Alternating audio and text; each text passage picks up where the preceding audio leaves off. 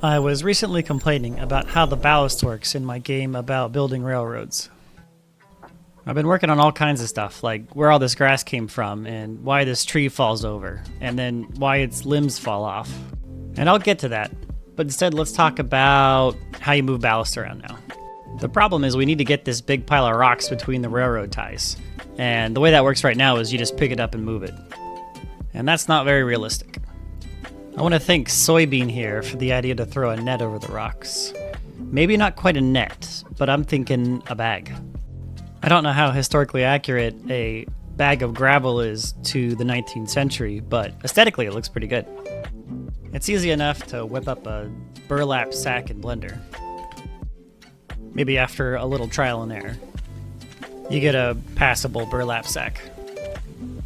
It's a bit lackluster though, since it doesn't move the needle much, being so stiff.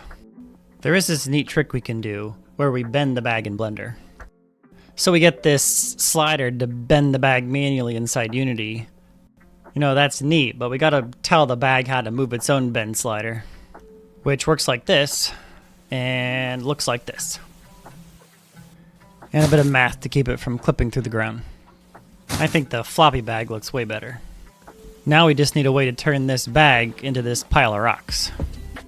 I thought a dust cloud made the most sense, like you're ripping open the bag. And after a little bit of struggling and Audacity, I came up with this. Leave a comment if that's not what you expected that to sound like. Next time I want to talk about how you turn trees into railroad ties. And what the hell's going on with this crazy ass tree. If any of this seems interesting, or you like the idea of a casual train building game in a pixel art style, like and subscribe to stay up to date on Train Goes Right news. News? Who says news?